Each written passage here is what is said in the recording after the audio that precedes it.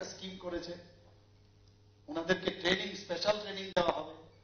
সেই special training এ 500 rupees করে তাদেরকে দেওয়া হবে, যাতে করে ওই দিন যে এরা ট্রেনিং আসবে, হয়তোবা সে অন্য জায়গায় কাজ করে, রাজমিস্ত্রির সে কাজ করে, তো তার যাতে 500 রুপিস করে যখন তার ট্রেনিং দেওয়া হবে সেই ব্যবস্থা উনি করেছেন। শুধু তাই নয়, প্রথমে 1 লাখ টাকা দেবে, এরপর 2 লাখ টাকা দেবে, যাতে করে একটা হিউম্যান রিসোর্স তৈরি হয় এবং তাকে এই যে স্কিল ডেভেলপমেন্ট করা। আমরা অনেকে কাজ করি আমরা, কিন্তু কাজের হয়তোবা গতানুগতিক ভাবে করে এসেছি, তার বাবা বা অন্য কাজ থেকে শিখেছি, তাকে প্রপারলি যে ট্রেন করা, সেটা করার ফলে হিউম্যান রিসোর্স হবে, যে নাকি বাইরেও যেতে পারে। আমার মনে আছে একবার রিস্টোরেশন আমি করছিলাম এটা, তো একজন ডাক্তারবাবু বলছিলেন যে এরকম যে আপনি কলেজে, তো সবসময় বলছেন যে স্যার আপনি আমরা দেখাতে হয় যে স্যার একটু দেখুন আমার কাজটা, কার্ভিং করলাম এত সুন্দর থেকে, ফিশার বানিয়ে একদম পুরো যা আছে, নিজেকে ভাবতাম একদম বেস্ট হবে, স্যার এসে খুব খুশি হবে। এসে বলছে ये क्या बनाएगा, কার্পেন্ট্রি কেউ কে, ডক্টরি কেউ। তো এই যে বিষয়, আমরা কিন্তু বেশিরভাগই এই যে আমি এই বিষয়টা বললাম, এই গরিব ঘরের যারা মানুষ, আমি ডাক্তারদের সাথে তুলনা করলাম যে স্কিল্ড পার্সন যত বেশি স্কিল্ড হবে, আর এখন তো আর্মামেন্টারিয়ামের যুগ, ডাক্তারি কিন্তু কমে গেছে এখন, যেখানে বলে যে ফুটো করে কাজ হবে নাকি পুরো কাটতে হবে, বলে ফুটো করে। তো এখন কিন্তু ডাক্তারি কমে গেছে, যে সার্জারি শিখে এসছে এখন কিন্তু ওই আর্মামেন্টারিয়াম যে বায়োমেডিক্যালের ইকুইপমেন্ট যার কাছে যত বেশি, ওই ডাক্তারবাবু সবচেয়ে ভালো এবং ওই হসপিটালও ভালো, ওই ক্লিনিকও ভালো। এই অবস্থা হয়ে গেছে এখন। যেসব নাম এখন শুনি আমিও ভুলে গেছি, যেসব অদ্ভুত এভরিডে কিছু না কিছু বেরোচ্ছে, সবকিছু দেখা যায়, বোঝা যায়, আগের থেকে ডায়াগনোসিস হয়ে যায়। তো সেই সমান তাহলে আমাদের ডেন্টাল কলেজ এখন চলছে, মেডিকেল কলেজে চলছে। আপনারা জানেন সবাই যে বুধবার দিন আমার এখানে আমরা মানুষ আমার কাছে আছে, তার নাম আমি দিয়েছি মুখ্যমন্ত্রী সমাবেশ, সাকসেসফুল। সারা ভারতবর্ষে বলছেন, কন্টিনিউয়াসলি সেটা করছি। যদি আমি থাকি আগরতলা, আমি সেটা থাকি, প্রচুর মানুষ আসে, বেশিরভাগই দিনই যে স্বাস্থ্য সম্পর্কে, ক্যান্সারের পেশেন্ট। আমরা জানি সবচেয়ে বেশি ক্যান্সার শরীরের মধ্যে প্রথম যদি হয় ওরাল ক্যান্সার, ব্রেস্ট ক্যান্সার আর সার্ভাইকাল ক্যান্সার, আরো অন্যান্য হয়, লাংস ক্যান্সার, বোন ক্যান্সার ইত্যাদি তো হয় সব জায়গায়। কিন্তু এই ধরনের পেশেন্ট প্রায়শ আছে নিরুপায়, বিভিন্নভাবে আর্থিক সাহায্য চায়। আমি বারবার চেষ্টা করি ওনাদেরকে, মুখ্যমন্ত্রীর যে ফান্ড সেখান থেকে দেওয়ার চেষ্টা করি, বা সেখানে আধিকারিকরা থাকেন, বহু ফাস্টের মাধ্যমে আমরা দেওয়ার চেষ্টা করি, যারা ইয়াং অল্প বয়সের, যারা বিভিন্ন স্কিম আছে। স্কিম সম্পর্কে অনেকের ধারণা নেই, আমার নিজেরই ধারণা নেই। তো স্কিম সম্পর্কে আমাদের ধারণা নেই বলে প্রধানমন্ত্রীজি কি পাঠিয়েছেন আমাদেরকে, একটা ভ্যান পাঠিয়েছেন, 16টা ভ্যান ত্রিপুরাতে পাঠিয়েছেন। কি নাম দিয়েছেন? ভারত সংকল্প যাত্রা, ভারত বিকাশ সংকল্প যাত্রা। সারা গ্রামে ঘুরছে, ডিসিতে ঘুরছে, সমস্ত সাব ডিভিশনাল লেভেলে, সমস্ত মিউনিসিপ্যালিটি, নগর পঞ্চায়েত, ডিস্ট্রিক্টে, সব জায়গায় ঘুরছে। অর্থাৎ এই যে প্রধানমন্ত্রী যে এত স্কিম, যেখানে প্রথম উনি যে স্টার্ট করেছে 2014-তে, উনি যখন প্রধানমন্ত্রীদের দায়িত্ব পান, কি শুরু করেছিলেন? জিরো ব্যালেন্সে প্রধানমন্ত্রী বলছেন সবার অ্যাকাউন্ট খুলতে হবে, জনধন প্রকল্প। আর সেদিন বিশ্বকর্মা যোজনা, আর মাঝখানে চলছে হিসাব নেই কত ধরনের প্রকল্প, যোজনা, কি কি করে। এই বিষয়ে টোটালি তার মানুষকে সচেতন করা, যে লাস্ট ব্যক্তি পর্যন্ত, সমাজের শেষ যে মাইলে আছেন, যে মাইলে, তার কাছে বুঝানো, তাকে সেখানে মেলা করে যেমন আধিকারিকরা শুরু করে, সমস্ত ওই এলাকার যারা জনপ্রতিনিধিরা আছেন সবাই মিলে সেটা চেষ্টা করছেন, বলছেন যে সবাইকে আমার এই সুযোগটা আমার দিতে হবে। এতগুলো প্রকল্প, সেটা প্রধানমন্ত্রী আবাস যোজনায় হোক, আমাদের কৃষক সম্মান নিধি হোক, সব বিষয়ে আমি দেখি এক সময় গেল অবাক এসএসজি গ্রুপে।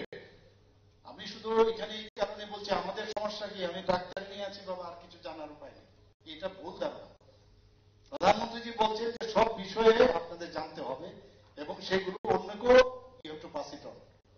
আমরা জানি না, কারণ আপনাদেরও দায়িত্ব, আমাদের সবার দায়িত্ব যে সবাইকে সচেতন করা।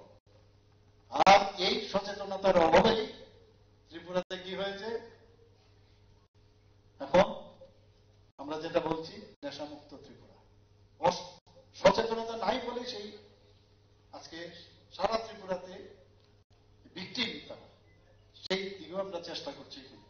আমরা আমার কাছে যখন এই কথাটা যেটা বললাম যে এখানে মানুষ আসে, আমি যখন আমাদের ফিনান্স মিনিস্টার মহোদয় প্রণজিৎ বাবুকে আমি বললাম এইবার আমরা বাজেটে আমরা রাখলাম মুখ্যমন্ত্রী জন আরোগ্য যোজনা, যারা লেফট আউট যারা আছে 4.75 লোক, তারা যাতে বাদ না যায়। এখানে যারা যারা আছেন অনেকে যে ক্রাইটেরিয়া, সেই ক্রাইটেরিয়াতে প্রধানমন্ত্রী জন আরোগ্য যোজনা আয়ুষ্মান ভারতে কাভারেজে আপনারা আসবেন না, তখন সে 4.75 যারা আছে তারা সরকারি কর্মচারী, তাদেরকে অপশন দেওয়া হবে 500 রুপিস করে যারা পায়, যারা মেডিকেল এর জন্য তাদেরকে দেওয়া হয়, সেটা যদি সারেন্ডার করে তারা ওই ইয়েতে আসবে।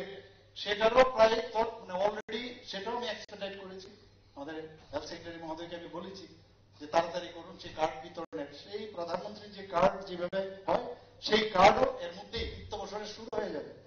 তো সেই কাজটা আমরা করছি। 59 করোড় পার ইয়ারে অর্থ বছরে আমরা রেখেছি, এই বছর আমরা রেখেছি, সেই কাজটা চলছে। আমরা যেটা আমি বললাম নেশামুক্ত ত্রিপুরা, যারা ভিকটিম এখানে, সেই ভিকটিমদের, আমার মনে আছে বিলুনিয়াতে কিছুদিন আমি আগে গিয়েছিলাম, সেখানে একটা সেই নেশামুক্ত ত্রিপুরার একটা ফুটবল ম্যাচ হয়েছিল। ম্যাচের মাঝখানে যে রিজার্ভ পিরিয়ড, হাফ টাইম, সেখানে একটা ছেলেকে বলার চেষ্টা মানে বলেছে তুমি কিছু করো। 5 বছর নেশা থেকে বেরিয়ে এসছে। সে হচ্ছে I was a very good sportsman as well as very good student. কিন্তু আমি কিভাবে নেশাতে যুক্ত হলাম তার কাহিনী বললো আমি সবখানে চাই যে আমি আমি আমি আমি আমি সেন্টার অফ অ্যাট্রাকশন, আমি যদি যাই কোথাও যেন আমাকে সবাই দেখে।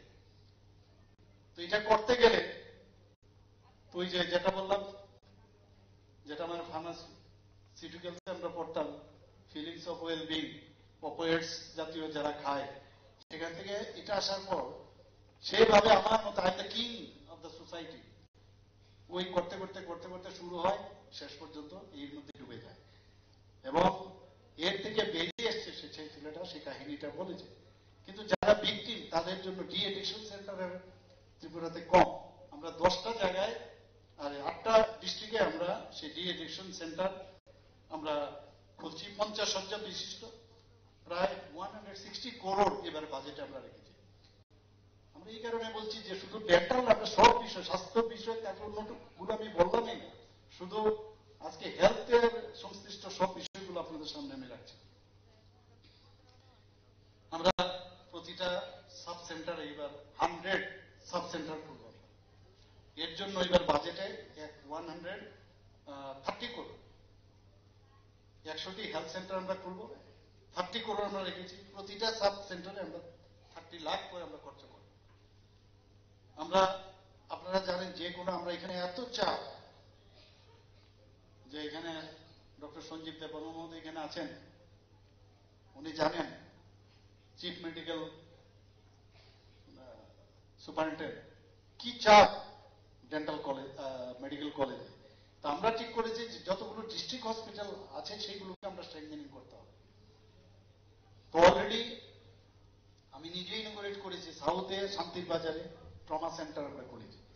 ট্রমা সেন্টার মানে খুব ইম্পর্টেন্ট। মানুষ যখন এই ধরনের প্রবলেমে, রোড ট্রাফিক অ্যাক্সিডেন্ট হোক, রাস্তার উপর থেকে পড়ে অ্যাট্রোসিটিস হোক, তখন কিন্তু মানুষ বুঝতে পারে না, বাইরের থেকে আস্তে আস্তে আগরতলা আস্তে আস্তে রাস্তার মধ্যে মারা যায়। সেই ট্রমা সেন্টার আমরা সাউথে খুলেছি, গোমতী ডিস্ট্রিক্টে খুলেছি, ধলাই ডিস্ট্রিক্টের আমবাসায় খুলেছি, আর আগরতলা তো আছে। এর মধ্যে ধর্মনগর আমরা করছি, যাতে করে মানুষ সমস্যা না হয়। কার্ডিয়াক কেয়ার সেন্টার আমরা এবার আমবাসাতে একটা খুলেছি, 6 শয্যা বিশিষ্ট। তো সেইভাবে আমরা কাজ করছি। আমরা ক্যান্সার হসপিটালে, যেখানে আমরা একটা মেরা হাসপাতাল পোর্টাল, সেটাও আমরা এখানে খুলেছি, যাতে ক্যান্সার রোগে যারা আক্রান্ত এই পোর্টালের মাধ্যমে, এত প্রযুক্তি এত বেড়েছে, প্রধানমন্ত্রী যে প্রযুক্তিকে এত ইউজ করেন, আমরাও এখন আপনারা শুনে এখানে প্রায়শই শুনেছেন আমাদের বিধানসভাতে এখন বিধানসভা হয়েছে, কাগজের গাঁটটি নিয়ে যাওয়ার দরকার নেই। শুধু তাই না, আমাদের ক্যাবিনেট এখন ক্যাবিনেট হয়ে গেছে, কোনো কাগজপত্র নেই, আমরাও সবাই দেখে দেখে সব কাজ করি। সমস্ত স্টেটের সমস্ত ডিপার্টমেন্টগুলো এখন অফিস হয়ে গেছে, ট্রেনিং দেওয়া হচ্ছে তাদেরকে, ডিস্ট্রিক্টে চলে গেছে, সাব ডিভিশনেও চলছে। এখন প্রায় পুরো ত্রিপুরাকে ডিজিটাল যে ত্রিপুরা বানানোর চেষ্টা, সেই দিশায় আমরা করছি। এবং আমি আশা করি এখানে ডেন্টাল ডিপার্টমেন্টের, ডেন্টাল কলেজের ওপিডি থেকে শুরু করে একদম প্রতিটা যারা মানে প্রিন্সিপাল মহোদয়ের কাছে আমি বলবো যে এই যে কাগজ টাগজ কম না লেগে এখন শুধু একটা ছোট এখন ট্যাবে নিয়ে আসে, এখন ট্যাবের মাধ্যমে সব করা যায়, সব নেওয়া যায়। তো সেই চেষ্টাটা আমরা নিশ্চয়ই আমরা যেটা করছি আপনারা করবেন। এবং আপনারা নিশ্চয়ই জানেন যে রিজিওনাল ইনস্টিটিউট অফ যেটা রিপস, আমরা রিপসার যেটা আছে, regional institute of pharmaceutical science and technology, সেখানে ডি ফার্মা, বি ফার্মা এবং এম ফার্মা সেটাও এখানে পড়াশোনার ব্যবস্থা করা হয়েছে। আয়ুর্বেদিক ডি ফার্মা এবং হোমিও যে ডি ফার্মা, সেটারও পঠন পাঠন আমার যেটা খবর আছে সেখানে সেই ব্যবস্থা এখন হয়েছে। এখানে যেটা আমি একটু আগে বললাম, গভর্নমেন্ট নার্সিং ইনস্টিটিউটকে আমরা এই বছরই অ্যাকচুয়ালি ডেন্টাল কলেজের সাথে আমরা সেটা ওদেরও কিছুদিন আগে ফার্স্ট ব্যাচে ফাউন্ডেশন ডে সেখানে হয়ে গেল, সেটাকে আমরা আগরতলা গভর্নমেন্ট নার্সিং কলেজ করেছি। এখন উদয়পুর এএনএম ট্রেনিং ইনস্টিটিউটকে জিএনএম ট্রেনিং ইনস্টিটিউট আমরা করা হয়েছে। এবং আপনারা এই বাজেটের মধ্যে একটা ইনফেকশাস ডিজিজে খুব প্রয়োজন একটা সেপারেট একটা হসপিটাল করা। আগে ছোটখাটো একটা ক্লিনিক রাখতো সব হসপিটালে, এর জন্য এবারে national centre for disease control, এর জন্য আমরা প্রায় একটা বিরাট বাজেট আমরা এখানে প্রায় 10 কোটি টাকার মতো বাজেট আমরা রেখেছি। তো এখানে বললে শেষ হবে না, অনেক কিছুই বলার। আর ডেন্টাল মানে ডেন্টাল কলেজ বললে একটা ইমোশনাল বিষয় চলে আসে, বেশি ইমোশনাল হলে আবার আপনারা কাটা শুরু করে দেবেন, দরকার নেই আমার কিছু বলার। কারণ কিছুটা বলার চেষ্টা করেছে আমার বন্ধুবর, এবং আমরা একসাথে ডেন্টিস্ট্রিকে সামনে এগিয়ে নেওয়ার ক্ষেত্রে আমাদের সাথে আরো অনেক যোদ্ধা আমি বলবো আমাদের সাথে ছিল। তো সেইগুলো আমরা করেছি, সাইন্টিফিক সেশন করা হবে কলেজে, প্রায়শ করা উচিত। আগামী দিন আমি শিওর যে মেডিকেল কলেজ, ডেন্টাল কলেজ তার সেন্টার অফ এক্সিলেন্স, যেটা আমরা বারবার বলছি, এবং যে কাজটাই করবেন সেটা ওরাল এন্ড ম্যাক্সিলোফেসিয়াল সার্জারি হোক, সেটা এন্ডোডন্টিক্সই হোক, ওরাল প্যাথোলজিতেও যদি হয়, বা অন্যান্য অর্থোডন্সিয়াতেই হোক, সব ডিপার্টমেন্টের 9টা ডিপার্টমেন্ট এখন আছে এখানে, সব ডিপার্টমেন্টের ফ্যাকাল্টি আস্তে আস্তে আমরা চেষ্টা করছি এখানে। কিন্তু এটা ভাববার অবকাশ নেই যে কোন রকম কাউকে বাদ দিয়ে ইচ্ছাকৃতভাবে এরকম কোন ব্যবস্থা। তোমার রুটি খাওয়ার রুটির ব্যবস্থা আছে, তো অন্যদেরকেও রুটির ব্যবস্থা করে দেওয়া উচিত এজ এ গার্জিয়ান আমার মনে হয়। তো সেই দিশায় আমরা কাজ করছি। আমি আজকে এখানে ফ্যাকাল্টি থেকে শুরু করে যারা স্টুডেন্টরা আছে তাদেরকে আমি বলবো যে এই কলেজের পুরো যে 4x100 মিটারের রেস যেটা আমরা করতাম, সেই 400 রিলে রেস তার ব্যাটন কিন্তু তোমাদের হাতে তুলে দিলাম আগামী দিন। তার ফিনিশিং কিন্তু তোমাদের চলতে থাকবে। সেটা 400 হবে না, সেটা কত করোড় হবে, ইনফিনিটি হবে। হ্যাঁ, তো সেটা চলবে। এবং তার মান সম্মান সবার উপরে, বিশেষ করে যারা ফ্যাকাল্টি তাদেরকে আমি বলবো যে আমরা অনেক সময় আমরা যারা কলেজে পড়াশোনা করিয়েছি আমরা ভাবি আমার উপর কেউ জানে না, এটা কিন্তু ভুল ধারণা। এভরিডে অনেক কিছু চেঞ্জ হয়। যে বইটা আজকে বেরিয়েছে যে সাবজেক্টের উপরে, সেই সাবজেক্ট যেটা লেখা হয়েছে অনেকদিন আগে, তার পাবলিশার বের করেছে অনেক আগে, কিন্তু এর মধ্যে অনেক কিছু কিন্তু বেরিয়ে যাচ্ছে। তো লেটেস্ট যে বিষয় এখন হাতের মধ্যেই সব, মুঠোর মধ্যেই সব আপনাদের কাছে আছে, সেগুলো জেনে ক্লাসরুমে যাওয়া। আর স্টুডেন্টদেরকে আন্ডার এস্টিমেট না করা, ওরা কিন্তু আরো বেশি জানে। আবার স্টুডেন্টরাও আমি বলবো যে এই রেগিং এর যে বিষয়টা, কারণ ফার্স্ট ব্যাচ তোমরা কিন্তু রেগিং পাওনি, কিন্তু এর অর্থই না যে সেকেন্ড ব্যাচ যারা আসবে তাদের র্যাগিং করবে। এটা কোনো অবস্থায় সহ্য করবো না আমরা। এবং এই র্যাগিং এর কালচার কোনো অবস্থায়, র্যাগিং এর জন্য যে ডিসিআই রুলস অনুসারে নিশ্চয়ই কমিটি করা হয়েছে, বিভিন্ন কমিটি করা হয়।